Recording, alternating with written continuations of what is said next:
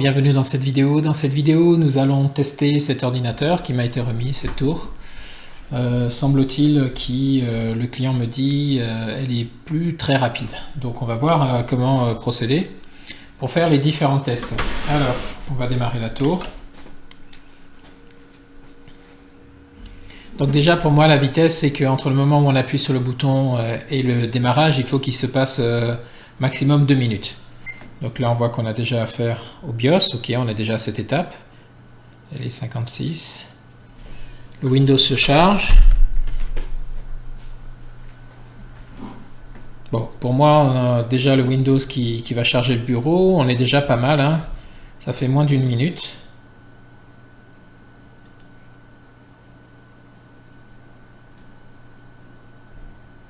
Ok, bon, on est sur le bureau, il s'est passé même pas 1 minute, donc pour moi c'est pas un PC qui est là, en tout cas c'est pas un souci de démarrage, et manifestement pas un souci de disque dur non plus, parce que si le disque dur était lent pour charger le Windows, pour aller chercher le Windows, on aurait plus de temps que ça. Donc on va aller dans le gestionnaire des tâches, je clique bouton droit, on va regarder avec les outils déjà de Windows. Alors ici on voit on a un processeur à 100%, ok. Bon, ça y est, il est redescendu quand même, 78 après le démarrage, 58 de mémoire, 11% de disque. On va afficher les performances comme ça pour avoir quelque chose, un schéma qui est plus intéressant. Bon, donc là on voit que le processeur c'est un Celeron.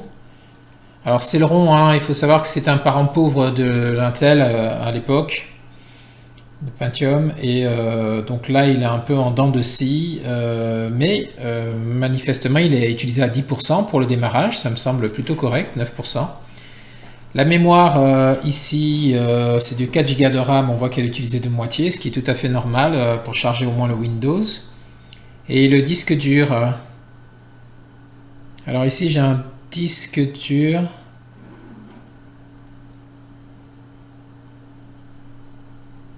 Alors c'est bizarre, j'ai un disque dur D qui est indiqué, donc il y a un disque dur de travail, voilà, d'accord, ok. Il y a un disque dur C qui lui est un SSD Kingston, ok, de 240 Go, très bien, sur lequel il y a un Windows, et puis on a également un disque dur HDD, bon ben lui qui ne travaille pas du tout, il y a certainement des données dessus.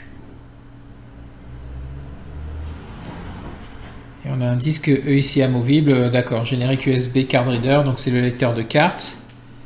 Très bien. Donc ce qu'on peut dire, c'est qu'on a un SSD qui travaille à 1%, donc ça me semble plutôt correct. On a une mémoire de 4 Go qui est utilisée de moitié. On a un processeur ici qui bosse à 5%, c'est un Celeron, donc forcément c'est un PC qui réclame de la ressource ici au processeur. Donc qu'est-ce qu'on va pouvoir faire? Ben là, en l'occurrence, on ne peut pas conseiller au client de changer son disque dur, c'est un SSD, donc on ne peut pas faire plus rapide que le SSD. La tour étant assez vieille, je suppose qu'elle n'est pas compatible en NVMe, donc on ne va pas lui proposer ça. Le processeur, ben, on pourrait se dire que c'est peut-être le processeur qui pêche ici et le remplacer. Mais là, le souci que je vais avoir, c'est que sur une vieille tour comme ça, la carte mère, je suppose, n'est pas très évolutive hein, pour pouvoir mettre un processeur plus costaud dedans. Et la difficulté, c'est que sur des vieux modèles, donc voyons, on va ouvrir. Et je pense que sur des vieux modèles comme ça de carte mère, oui, c'est bien ça. Le modèle n'est plus tout à fait récent, donc je vais vous avancer là-dessus.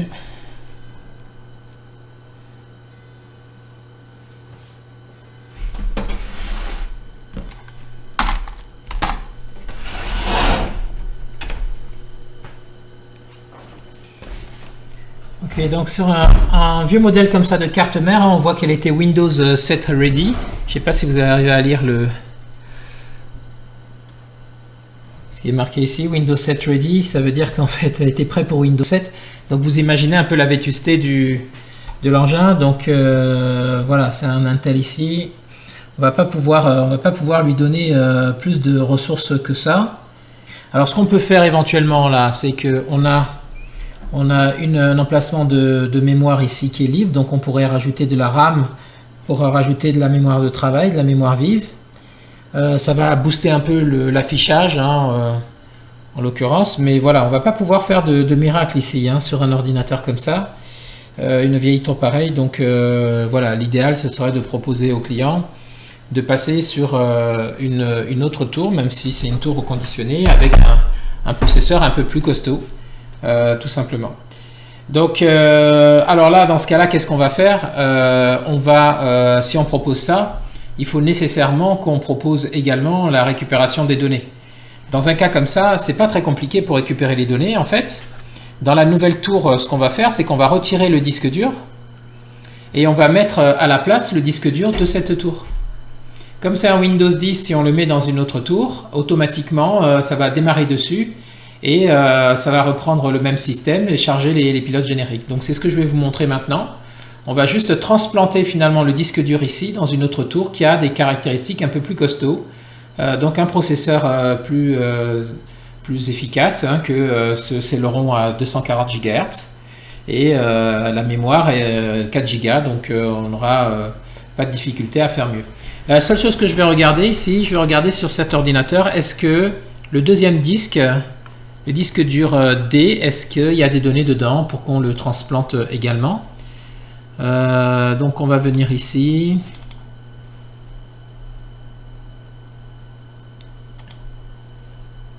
Donc dans ce PC, on voit bien voilà, les deux disques durs, hein, celui-là, et donc dans le data ici, alors on a utilisateur. Ok, donc ça c'est une sauvegarde de jadis, hein, on voit 2019 ici. C'est une sauvegarde qui commence à dater, qui avait été récupérée tout simplement parce que là ici on voit bien que la session actuelle, c'est bien celle-là, hein. Si je vais sur le bureau ici pour comparer, voilà, j'ai bien les raccourcis Excel, clé USB qui est ici. Donc la session qui tourne actuellement, c'est bien une session qui est sur le disque SSD ici, qui on voit n'est pas du tout occupé. Et sur le disque data, c'est vraiment un disque qui a été récupéré d'un ancien PC. On voit ici que voilà, le bureau contient un Word Excel en version 2007, hein, c'est pas ce qu'on a de ce côté-ci. Donc ça a été récupéré d'un ancien PC. Bon, mais donc ce qu'on va faire, on va éteindre ce PC, on va transplanter le disque dur dans un autre ordinateur qui a une capacité un peu plus grande, et puis on va regarder si ça réagit beaucoup mieux et s'il est moins stressé, le disque dur, le processeur est moins stressé au démarrage. Allez, c'est parti. Donc je vais éteindre ce PC pour pouvoir récupérer le disque. Et je vais aller chercher une autre tour.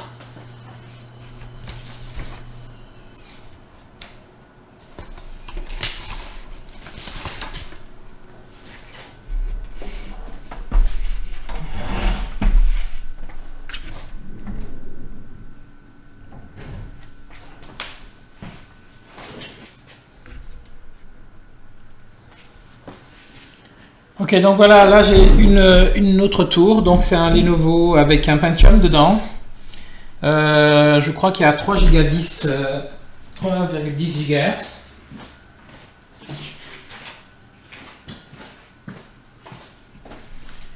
Voilà, qui est à 3,10 GHz, mais la particularité du Pentium par rapport au Celeron, c'est que il est beaucoup plus puissant qu'un Celeron, hein, qui était une sorte de Pentium amputé.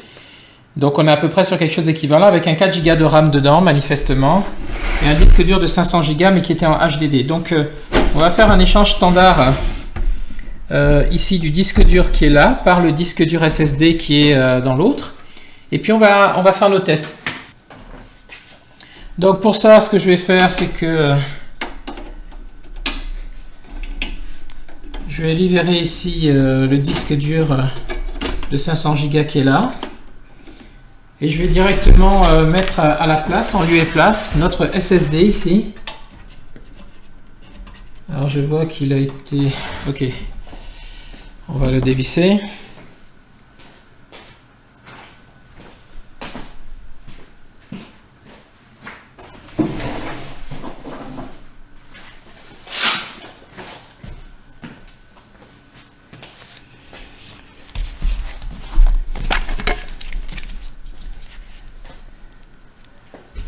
Voilà. Donc ce que je pense hein, sur cette tour, c'est qu'au tout début, il devait avoir que ce disque dur. Hein. Voilà. Et puis ensuite, ça a été changé avec un SSD qui a été mis pour lui donner lui redonner de la vitesse. Hein. Ça a déjà été boosté avec ça. Donc là, ce qu'on va faire, c'est qu'on va rajouter de la RAM et on va lui mettre un Pentium au lieu d'un Celeron. Enfin, on va lui mettre, non. On va le transplanter dans un ordinateur qui est avec un Pentium au lieu d'un Celeron. Et on devrait gagner un peu de ressources là.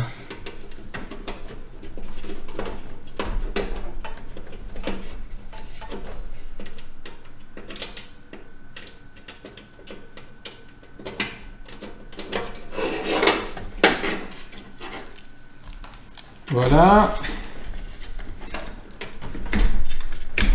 Donc pour savoir quelle est la nappe qui était utilisée, hein, en fait je me fais un petit signe comme ça, voilà. Comme ça je sais que c'est les deux là qui étaient... voilà. Allez, je retire ça.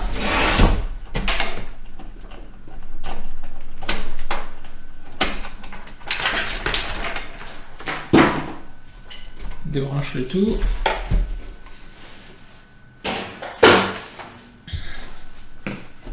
Maintenant, allez, on va transplanter ça dans l'autre ordinateur et on va regarder si on a de meilleures performances, tout simplement. Donc, à système identique, hein, Windows identique, est-ce que on a pareil des pics comme ça du processeur qui monte en zigzag ou pas, ou est-ce que ça reste assez stable? Parce qu'en définitive, c'est la seule chose qui bougeait un peu. Voilà, donc là, vous pouvez le laisser comme ça, hein, dans la mesure où ça ne vibre pas, hein, c'est un SSD.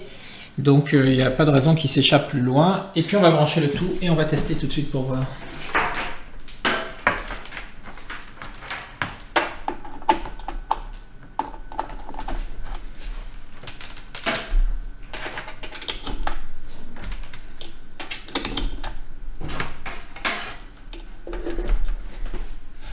Voilà, alors qu'est-ce qui va se passer quand on va démarrer?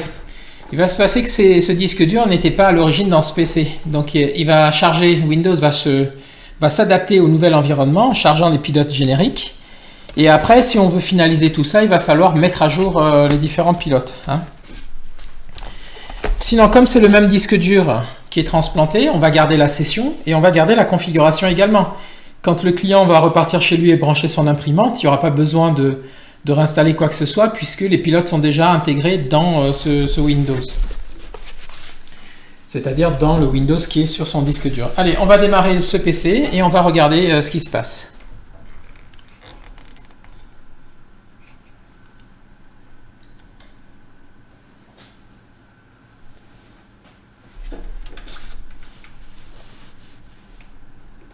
Donc là, ça veut dire que Windows se retrouve dans un autre environnement. Donc ce qu'on voit ici, c'est le chargement de pilote avec le Windows de pilote générique, hein, pour s'adapter au nouvel environnement. Vous voyez, préparation des périphériques, ça veut dire qu'il charge les drivers génériques. Depuis Windows 10, ça marche plutôt très bien quand vous faites cette transplantation. Avant, il fallait démarrer en mode sans échec. C'est-à-dire sans les pilotes et puis charger ensuite les pilotes quasiment un par un. Depuis Windows 10, il embarque toute une bibliothèque de pilotes et de drivers et ce type de transplantation se fait très, très bien. Donc c'est normal que ce premier démarrage soit un peu plus lent, hein, mais on voit qu'on arrive sur la même session, hein, de l'utilisateur.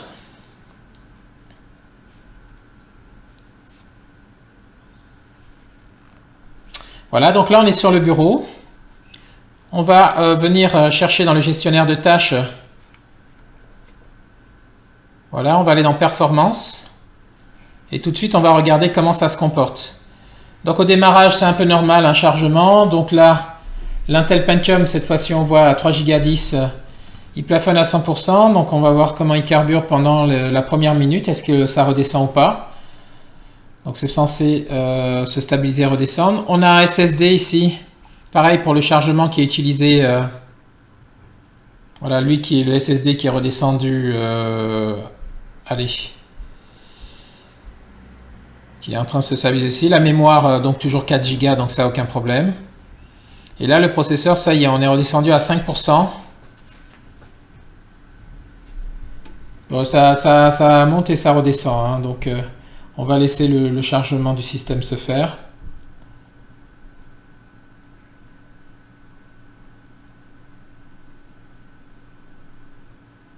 Pour voir comment ça réagit.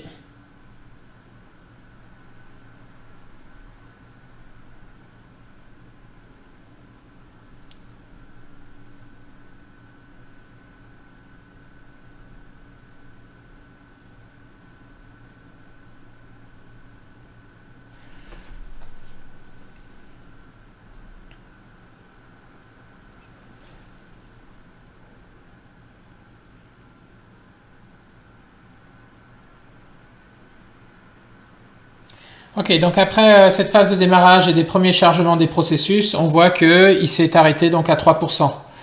Hein, donc c'est plutôt pas mal. Donc c'est arrêté à 3%, la mémoire c'est toujours stabilisé de moitié et le disque dur ici en 1%, donc on est dans de bonnes performances. Donc voilà, donc ça c'est une option, hein, c'est ce que je voulais vous montrer dans cette vidéo. Vous pouvez très bien, si vous avez un client qui, ou si vous-même, vous avez votre système qui devient trop lent, vous pouvez très bien donc en fait juste extraire le disque dur, si c'est un Windows 10 ou un Windows 11 dessus, et puis le transplanter dans un autre, sur une autre infrastructure qui, elle, est beaucoup plus costaud. Hein, si vous avez une autre tour, vous pouvez être déplacé dans cette tour. Ça va vous permettre de pouvoir ne pas avoir à réinstaller tout le système, tous vos pilotes, toutes les mises à jour, etc. Vous gardez le même système et vous faites une sorte de greffe, hein, en retirant le disque dur et en le mettant dans le nouveau système. Voilà, et là vous êtes garanti de pouvoir repartir sur quelque chose de plus rapide. Donc là, ce qu'on va faire, c'est que maintenant on va lui rajouter de la mémoire, donc pour passer à 8 Go, hein, et puis on va voir ce que ça donne. Alors, on pourrait très bien également aussi faire un test du processeur pour voir où est-ce qu'il en est en phase de stress et en phase de performance, et puis comparer ça avec l'autre processeur, hein, dans l'autre PC. Donc voilà, là on a terminé le remplacement du PC du client. Donc je vais refermer ça et je vais le nettoyer. Et je vais proposer donc au client cette nouvelle machine en échange de l'ancienne, sans avoir eu besoin de réinstaller tout le système, etc. Voilà, j'espère que cette vidéo vous sera utile. Je vous remercie de l'avoir suivi. Et quant à moi, je vous dis à très bientôt dans une prochaine vidéo.